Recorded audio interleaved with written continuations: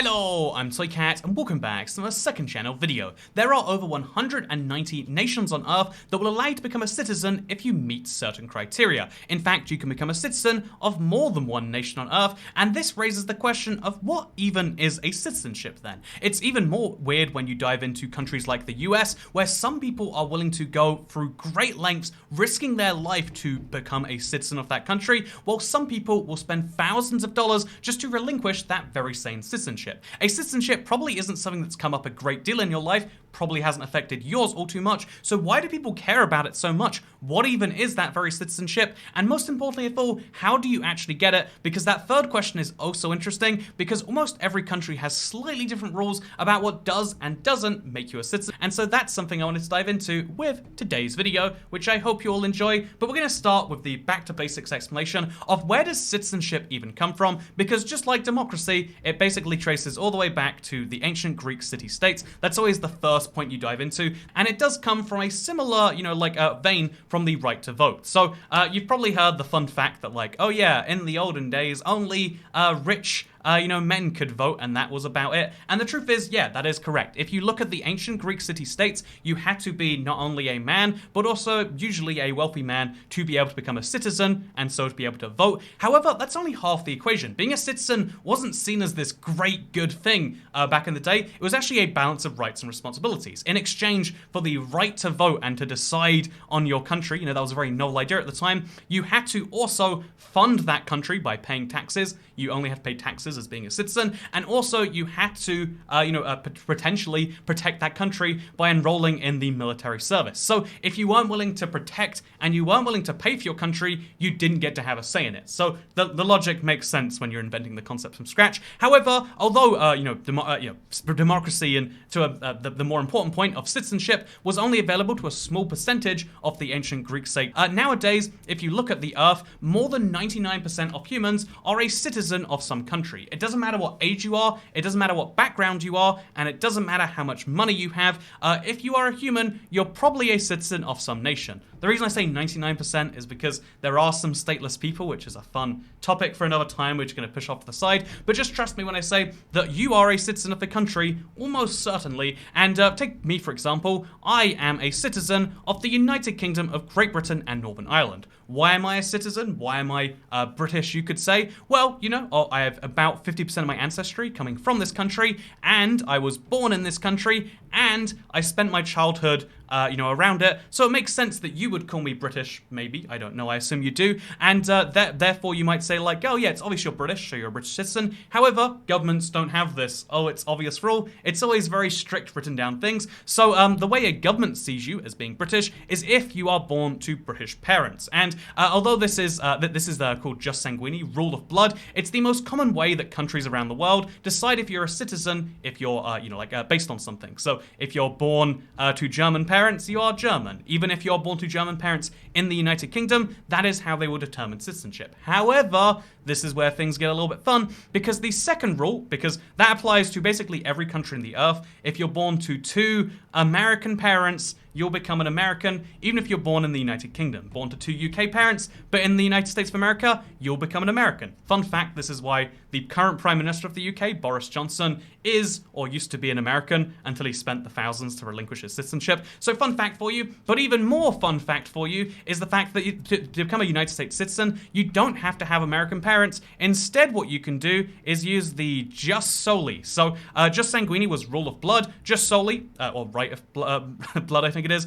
Jus soli is right of soil. All you have to do to become an American citizen, or a Canadian citizen, or a Mexican, or a Peruvian, or a Brazilian, you get the point, even a Pakistani citizen, is you have to be born on that nation's soil.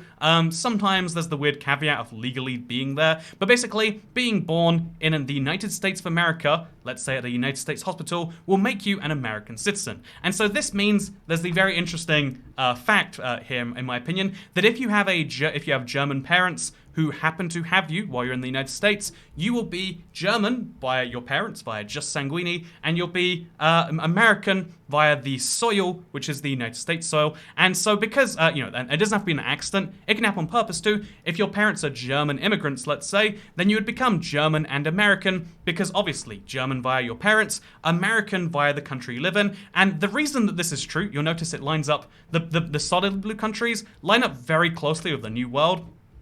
These countries basically had to be made on immigrants. Again, if you don't have Americans to make Americans, you have to bring people in to make those very same Americans. And so the rules are slightly laxer in those sorts of countries. So yeah, to become an American, be born in America. To become Canadian, be born in Canada. And so this means the fun fact is that if you're born, your place of birth really matters in a huge way when it comes to some of these countries. And in fact, it matters in such a huge way that there are whole places. A lot of people try to have American children, is what you might expect, but the one that nomad capitalists recommend, the one that is recommended if you just want to give your child a head start, is give your child citizenship, Brazilian citizenship, by having him be born there.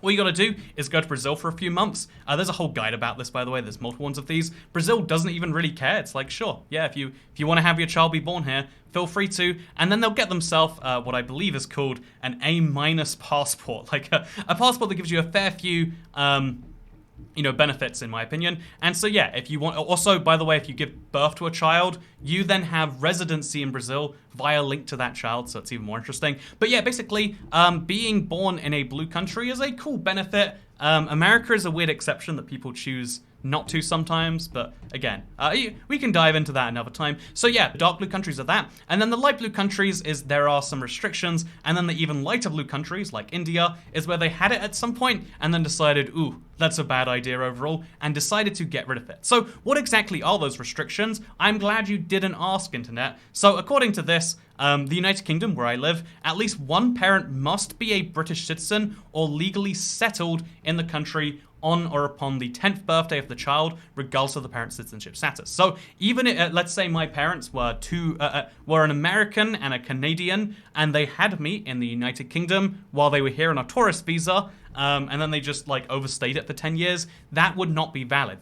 One of them has to be legally settled here. The American parent can leave the Canadian parent, and they can go through the process, and then I would become British regardless. I don't know why I use my parents. Should I just use a child as this example? That is how it works in the UK. But the one that's most interesting, okay, this is like nerdy citizenship stuff, but look at Ireland. Ireland had to amended their law in 2005 to require at least one parent's be an Irish citizenship, one parent be an Irish citizen, a British citizen, or a resident with permanent right to reside in Ireland or Northern Ireland. And the reason they had to do this is because of Man Chen.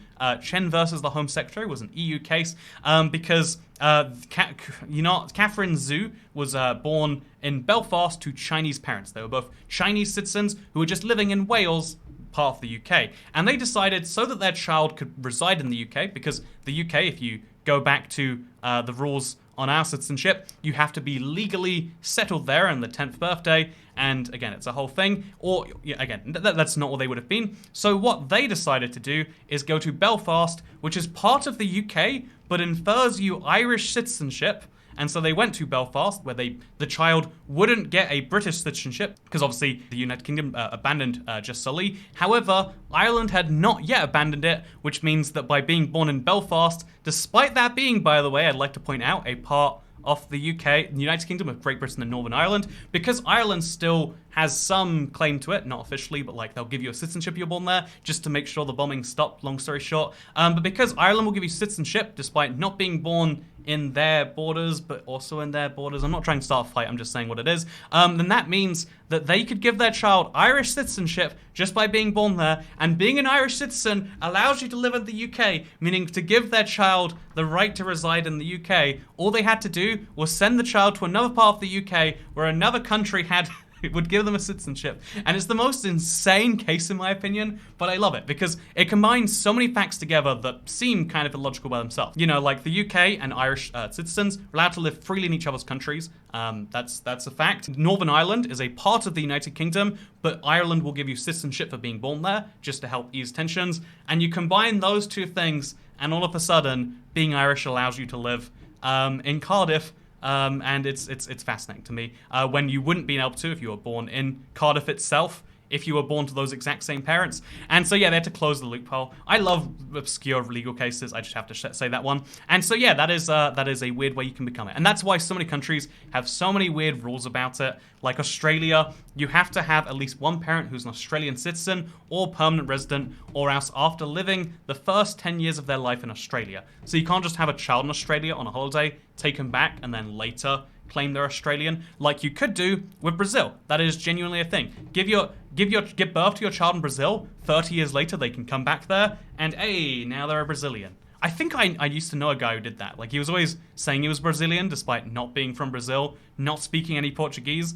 and I have to assume this is what happened. This is now getting into anecdotes and hearsay. So let's talk about the next category of citizenship, because it's exclusive to one country. It's called, citizenship by marriage.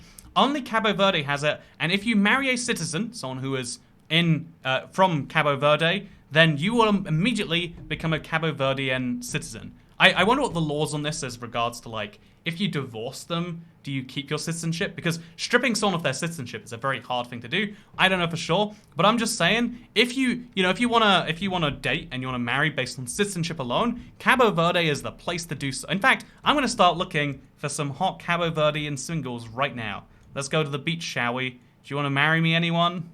I don't know if this venture's being very successful right now. But yeah, oh, there we go. That's a car.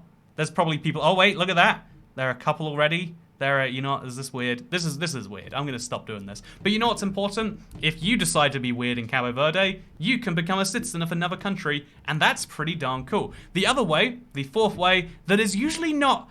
Countries don't like to talk about it too openly because people get mad that something that they feel like they earned by being born in a place, or my parents fought for this country, or whatever it is, can just be given away in exchange for money. Citizenship by investment. So there are services that will help you with this. Here are a few of the most famous. Antigua and Barbuda. Give them $100,000, you become a citizen. If you make a contribution to Dominica, $100,000, become a citizen. Nice and easy.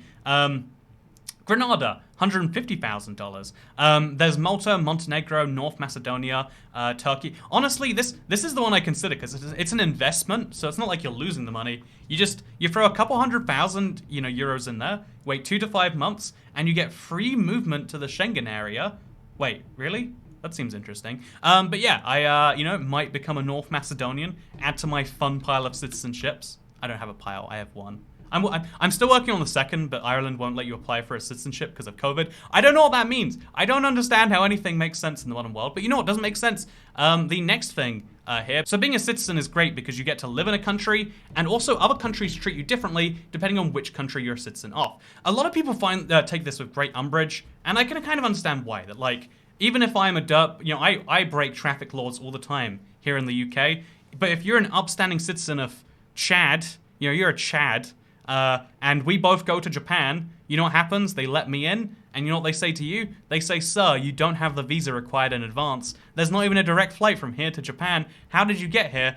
The airline employee should have sent you back a long time ago. I'm so sorry, Mr. Chad, but because of the color of your passport, you can't come in here. And that seems messed up. It should be based entirely on what's inside your heart, not on the color of your passport. But in reality, it's like, yeah, the risk of you committing an immigration violation does go up and down based on that. And it's also based on the friendliness of your nations. The UK and Japan have close ties, and so, that's important. Whereas Japan and Chad, I don't know if they've ever been in the same room together. I'm going to level with you. So, with that said, that's why that varies from country to country. And so, that's why it's kind of a loophole. They're like, if I'm really good friends of North Macedonia and we let them into our country, and then they give their citizenship to people just in exchange for 200,000 euros, which I have to do in a private investment fund. That's actually really, really easy, right? Like, not that I have 200,000 euros, but like, hopefully things go well enough people go to patreon.com/toycat. Maybe, should that be a Patreon goal? Toycat becomes a North Macedonian citizen. I think it should be. So, yeah, with that said, the interesting thing as to why you'd want to become a citizen is not just how that country treats you and how other countries treat you in terms of immigration. It's also for things like buying a property. If you want to buy a property in New Zealand, be a resident or a citizen, or don't. If you want to buy property in, what I think is even more interesting, because there's a few countries with rules like this where you pay a higher tax, or you can't buy a property if you're not a citizen or resident. But the weird thing is when we get to fractional citizenships, because American Samoa cannot buy property unless they're 1/2 Samoan or more. So yeah, I mentioned at the start of the video, like, oh yeah, I'm like about half British, right? I'm about a quarter Irish, or maybe Northern Irish, and about a quarter Sri Lankan. And again, there's way more to it. I don't like being that person who's like, I'm an eighth Chinese and I'm an eighth Portuguese. It's so interesting.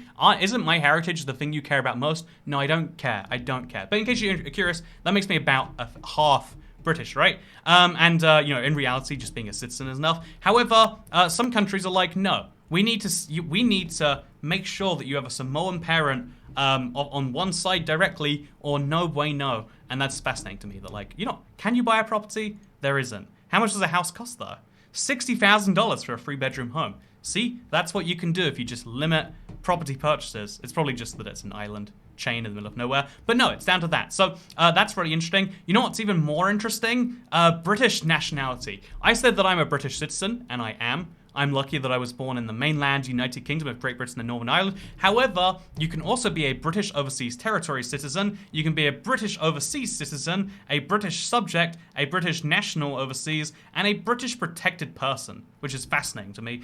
Basically, the last few of these ones exist to give consular assistance to a person without giving them full rights to abode. So you cannot, you still have to go through UK immigration control and potentially be denied, even if you have a British passport, because the idea is much more about, again, you need to get consular assistance in certain cases, which is an important thing. Like, when you're in another country, because I'm a British citizen, or if I was a British protected person, I would be able to go to the British consulate and say, you know, where do we say?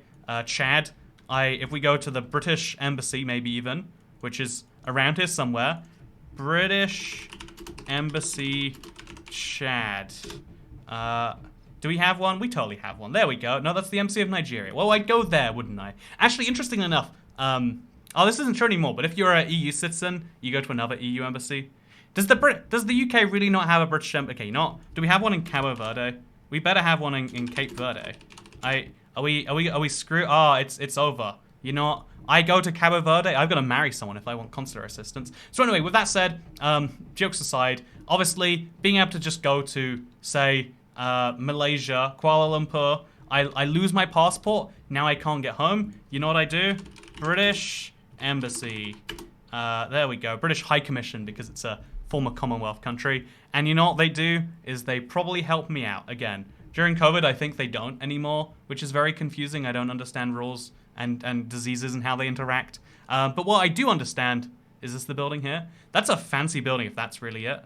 That can't be it, right? Is it? Oh yeah, it's there's a Regis in there. They share a office building. That's really how it works here, huh? That's very wacky. Not what I would expect. Speaking of things I don't expect, speaking of things that you don't expect, yeah, so there's lots of different types of British, nationality, and the most interesting one is the British the B&Os is what they call them, and this is because, again, by default, just by being a British citizen with a British passport, like this Hong Kong woman is right here, she can't enter the UK, to live, except because of the Hong Kong-China tensions. Actually, the UK granted that recently. It was a big political thing. That like, ooh, is China a big fan? China's not a fan, but guess what? They're our citizens, so we can allow them access to our country, and it's very interesting. You know what else is interesting though? The fact that there's not just the UK that does this. The UK, I think, is the country of the most categories of citizenship, but other countries have, of course, diplomatic passports and blah, blah, blah, but the most fascinating one is the non-citizen passport. You can be a non-citizen of Latvia. The simple reason is that to become a Latvian citizen after the collapse of the USSR, you had to be a Latvian who could speak Latvian. There were weird requirements, but like, you can't make someone stateless legally, so they made them non-citizens. That feels like it's worse somehow. And so usually being a non-citizen, you'd assume would be worse. Here's a lovely non-citizen, an alien identity card, which, you know what, fascinating. But You'd figure that would be pretty bad. However, here are the visa requirements for Latvian citizens, and here are the visa requirements for Latvian non-citizens. Which, again, just a reminder, here's what the real passport looks like. It just says pass, passport. Whereas this is like non-person passport, which, weird stuff. But anyway, as you can see, looking around the world, it's pretty much just the worst passport to be a non-citizen, except if you go into Russia, which gives you a visa not required, visa-free status, if you're a non-citizen, whereas it makes you get a e-visa, an ESTA, do they call it now? Oh, that's for America. They make you get an e-visa to arrive in Russia, which is fascinating to me, that like being a non-citizen makes it easier to go to a country. And it's only Russia because, again, these are mostly Russian ties to Russia, but still, it's fascinating. And what even does non-citizen mean? Also, you can access most European countries, but not the UK or Ireland without a specific visa prior to arrival if you're a non-citizen, but you know, whatever. And more things. So finally, the last category I wanted to talk about here is the fact that there are 4 ways to become a citizen, and then there's lots of ways to not become a citizen while becoming a citizen. But did you know that becoming a citizen isn't as easy as I make it sound? Even though every country will give you access to being a citizen if your parents are from there, and every country will give you access to citizenship if you are born there, just solely, or maybe modified just solely. The reality is most countries are great. You being born there isn't enough. Having, like some link there, living there isn't enough. And you have to apply for something called naturalization. Naturalization is where, despite not being from somewhere, you love the place so darn much that you get to be there. So the American version of this is like you have to fill out a test about how much you love America. I've done that one before on this channel. I think I passed with flying colors. The same is true for the UK and lots of countries. You pass a test about the country. You pass a test proving your language ability for the country. For Austria, for example, you need to prove that you are a German speaking person and pass, I think it's like called language level B1. How do they measure B1? They do, whatever. So you have to speak the language, you have to know the place, and live there for a certain number of years. In Austria, it is 10 years. In the Netherlands, it is 5 years. In every country, it's slightly different, but some countries really push this to the extreme. So let's take just an example. Did you know the Middle East has a lot of guest workers? They're not people who are going to become residents there. They are people who are working there and then will get out when they are done working. And that sounds a bit extreme, but how long do you have to live in the UAE to become a citizen? Oh, it's 30 years. That's 30. You have to have legally resided in the Emirates for 30 of them. That is a lifetime of work. That is, you move there age 25, and at age 55, if you go through all of that effort, you become a citizen. And you might think that's bad. You might think, oh, they're kind of pushing it. But Saudi Arabia, Oman, basically Qatar, the whole area has the same basic policy. No, you do not become a citizen. You come here, we give you money, and then you leave. Which is fascinating, and you might think like, oh, regressive Middle Eastern countries. But good news, there are other countries that do the same. North Korea, becoming a citizen is hard there, but that's not shocking. The one that is shocking is China, a place where about, 1/6 of the world population lives, population of more than 1.4 billion.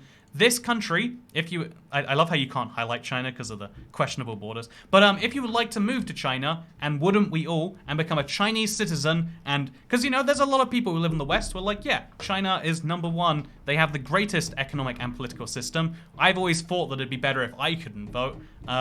It's really like that you couldn't vote, but I can still vote, but different point. So therefore I'd like being a citizen. How does it work? It doesn't. It takes a long, no, you don't become a citizen of China unless you have a Chinese parent. You don't naturalize to China, and that's probably part of the reason why, if you look at this map from a video I either planned or I made, I don't know which one it is. Have you seen this map before in a video? If so, then if not, then I haven't ever made this video. But as you can see, China has a net negative immigration rate because it's always going to be that way. You can work in China and you can get your visa temporarily, but China is very much a nation that is hung up on the idea of ethnicity in a very big way. Obviously every country has this to some extent, even the most tolerant, like the Germanys of the world. Wow, they let in 1 million refugees. They must really not think. No. Countries do believe that, yeah, there are Germans and Polish and Kazakhs and Egyptians, etc., etc. But China is the only one that's like, yeah, and if you're not this, then you don't become a citizen here. Which is funny because being a Chinese citizen doesn't give you the right to vote like it does in other countries. But what's the reason behind that? Why can't you vote in China if you're a Chinese citizen? It's probably nothing. But yeah, before I end this video, I wanted to dive into the fun scenario because I've totally considered this. As someone who has had multiple partners of different citizenships to me, I wondered, like, how could you, if I was going to have a child, if I could give myself a ton of citizenships, I'd want to. You know, that's why the Patreon tier for North Macedonian citizenship is coming soon. We just need to take this $114 a month to about 20,000 euros a month for 10 months, is it? 10 to 20 months. And then I can become a North Macedonian citizen. But, which is my dream. We can all make that come true. But more seriously, I would love to be born with as many citizenships as possible. How do you do it? So the trick is, if a child, as a British-Irish citizen, I'm not a citizen yet because I need to fill out the birth register. They make it hard to be, anyway, so I'm an Irish citizen because I've got a grandparent who was born in Northern Ireland, which is a part of the UK, but Ireland will let you be a citizen if someone was born there, whatever. So if I'm a British-Irish dual citizen eventually, we'll just say I am. And then I need to find someone who's, say, an American Canadian dual citizen. There we go. You can easily do that. And so then we take these 4 citizenships. If we have a child anywhere in the world, they'll become 4 citizens because their parents are British and Irish, their parents are American Canadian. Then you go to a 5th country, Brazil, let's say, and then they can have a 5th citizenship by just being born in Brazil. But Brazil doesn't care if you live in Brazil for a long time, it just cares that you're there. Then you move to another country that has the 10-year-old rule. I think Australia had it. So I get a visa to Australia to work as a dock worker. There's definitely people who work in the docks these days. And we live in Melbourne, Australia, until the child is 10. Then the child would have Brazilian citizenship from birth, American Canadian from its mother, British Irish from its father, and Australian by having lived there until it's 10.